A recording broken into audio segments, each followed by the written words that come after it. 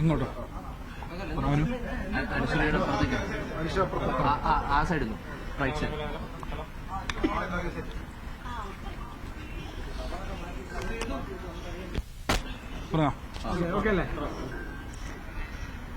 ഇന്ന് കൊല്ലത്ത് മാനസിക വിഭ്രാന്തി ബാധിച്ച നിലയിലാണ് കേരളത്തിലെ സർവകലാശാലകളുടെ ചാൻസലർ ഇടപെടുന്ന സ്ഥിതി ഉണ്ടായിട്ടുള്ളത്. ജനാധിപത്യപരമായ സമരങ്ങളോട് തികഞ്ഞ പുച്ഛവും ആ സമരങ്ങളെ അവഹേളിക്കുന്ന നിലയിലേക്കും ആക്ഷേപിക്കുന്ന നിലയിലേക്കും അദ്ദേഹം ഇടപെട്ടുകൊണ്ടിരിക്കുന്നുണ്ട് എന്നുള്ളത് ജനാധിപത്യ സമൂഹത്തിനാകമാനം അപമാനകരമായിട്ടുള്ള ഒന്നാണ്.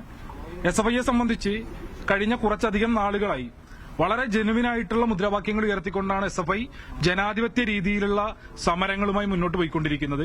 കേരളത്തിലെ സർവകലാശാലകൾക്കകത്തേക്ക് സംഘപരിവാറിന്റെ പ്രവർത്തകരെ, RSSന്റെ പ്രവർത്തകരെ സംഘപരിവാർ രാഷ്ട്രീയ പദ്ധതിയുടെ ഭാഗമായി തിരികെ കയറ്റുന്നതിന് വേണ്ടിയിട്ടുള്ള റിക്രൂട്ടിംഗ് ഏജന്റിന്റെ പണി സർവകലാശാലകളുടെ ചാൻസലർ എടുത്ത ഘട്ടത്തിലാണ് SFI സമരം ആരംഭിച്ചിട്ടുള്ളത്.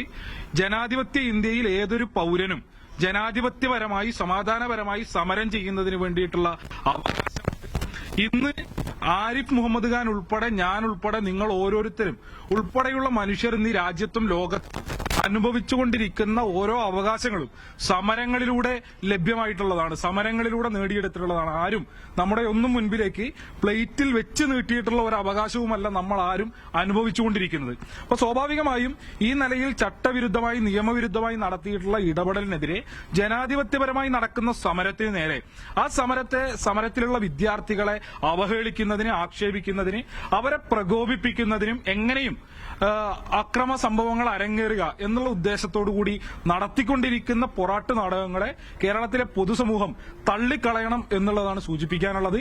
അദ്ദേഹം കഴിഞ്ഞ കുറച്ച് ദിവസങ്ങളായി, ഇപ്പൊ പാലക്കാട് കഴിഞ്ഞ ദിവസം SFI പ്രവർത്തകരെ ആക്ഷേപിക്കുന്ന അദ്ദേഹം പറഞ്ഞ സമരം ചെയ്യുന്ന ആളുകൾ കുരങ്ങന്മാരാണെന്ന് പറഞ്ഞു. ഇതിനു മുമ്പ് ക്രിമിനലുകളെന്ന്, ഇന്ന് ഗുണ്ടകളെന്ന് വീണ്ടും ആവർത്തിക്കുന്നു. ഈ നിലയിൽ ഒരു മാന്യതയുമില്ലാതെ, ഒരു നിലവാരവുമില്ലാതെ സർവകലാശാലകളുടെ ചാൻസലർ നടത്തിക്കൊണ്ടിരിക്കുന്ന പദപ്രയോഗങ്ങൾ, ആക്ഷേപങ്ങൾ, ഇതിന് മറുപടി കേരളത്തിന്റെ പൊതുസമൂഹം നൽകുമെന്നുള്ളതിൽ തർക്കമില്ല. ഏറ്റവും ശക്തമായിട്ട് ഞങ്ങളുടെ സമരം തുടർന്നു പോകും. ഇന്നിപ്പോ സമരത്തിലുണ്ടായിരുന്ന വിദ്യാർത്ഥികൾക്ക് നേരെ 124 ഉൾപ്പെടെ ഗുരുതരമായിട്ടുള്ള വകുപ്പുകൾ ചുമത്തുന്ന നിലയുണ്ടായിട്ടുണ്ട്. ഈ നിലയിൽ അദ്ദേഹത്തിന്റെ അധികാരം ദുർവിനിയോഗം ചെയ്തുകൊണ്ട് പോലീസിനെ ഭീഷണിപ്പെടുത്തുകയാണ്.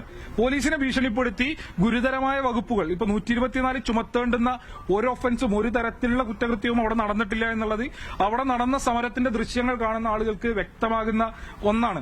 ഇന്നിപ്പോ സമരവുമായി ബന്ധപ്പെട്ട് സമാധാനപരമായി റോഡരികിൽ സമരം ചെയ്ത വിദ്യാർത്ഥികൾക്ക് നേരെ വാഹനം നിർത്തി എല്ലാ പ്രോട്ടോകോളുകളും ലംഘിച്ച് ആക്രോശിച്ച് തെറിവിളിച്ച് വിദ്യാർത്ഥികൾക്ക് നേരെ പാഞ്ഞെടുക്കുന്നതിന് വേണ്ടി ശ്രമിച്ചത് ചാൻസലറാണ്. ആ ഘട്ടത്തിലും വിദ്യാർത്ഥികൾ സംയമനം പാലിക്കുകയും സമാധാനപരമായി മുദ്രാവാക്യങ്ങൾ വിളിച്ച് തങ്ങളുടെ പ്രതിഷേധം അറിയിക്കുകയും ചെയ്യുന്ന നിലയാണ് ഉണ്ടായിട്ടുള്ളത്.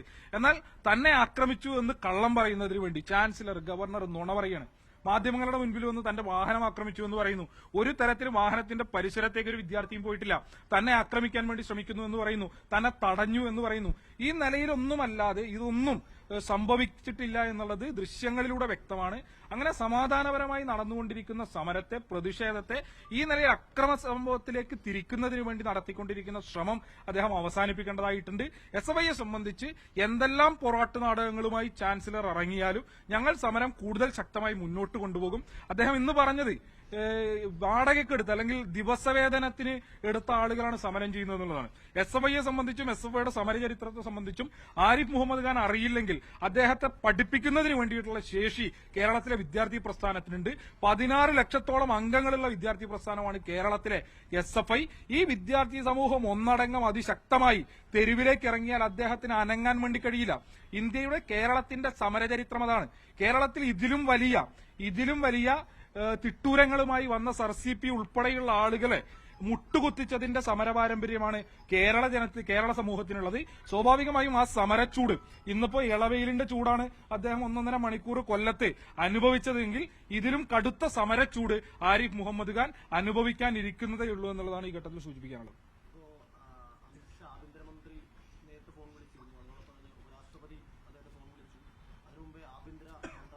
ഒരു പരാതി എന്ന നിലയ്ക്ക് അദ്ദേഹം കാര്യങ്ങൾ ധരിപ്പിച്ചിട്ടുണ്ട്. ഇപ്പോൾ FIR കോപ്പി കേന്ദ്രത്തിലേക്ക് അയക്കുമെന്നൊക്കെ പറയുന്നുണ്ട്. അപ്പൊ അതൊക്കെ എങ്ങനെയാണ് നോക്കിക്കാണുന്നത്? അല്ല, ഏത് നിലയിലും ഇപ്പോ അദ്ദേഹത്തെ ആക്രമിച്ചു എന്ന് പറയുന്ന ഒരു നരേറ്റീവ് ഉണ്ടാക്കുന്നതിന് വേണ്ടിയാണ് അദ്ദേഹം ശ്രമിച്ചുകൊണ്ടിരിക്കുന്നത്. സ്വാഭാവികമായും ചില മാധ്യമങ്ങൾ ഉൾപ്പെടെ ആ നിലയിലൊരു നരേറ്റീവ് സൃഷ്ടിക്കുന്നതിന് വേണ്ടി ശ്രമം നടത്തിക്കൊണ്ടിരിക്കുന്നത്. ചില ഫ്ലാഷ് ന്യൂസുകൾ കണ്ടു, അദ്ദേഹത്തിന്റെ വാഹനത്തിന് നേരെ, അദ്ദേഹം തന്നെ പറഞ്ഞു ശേഷം അദ്ദേഹത്തിന്റെ വാഹനത്തെ ആക്രമിച്ചു എന്നുള്ള നിലയിലൊക്കെ പ്രചരിപ്പിക്കുന്നതിന് വേണ്ടി ശ്രമം നടത്തിക്കൊണ്ടിരിക്കുന്നുണ്ട്. അപ്പോൾ അദ്ദേഹത്തിന് സാധ്യമായ എല്ലാ സാധ്യതകളും അദ്ദേഹം ഉപയോഗിച്ചു കൊള്ളുക എന്നുള്ളതാണ്.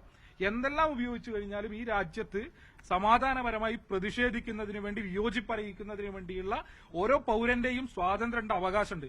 ആ അവകാശത്തെ ഞങ്ങൾ വിനിയോഗിച്ചുകൊണ്ടേയിരിക്കും.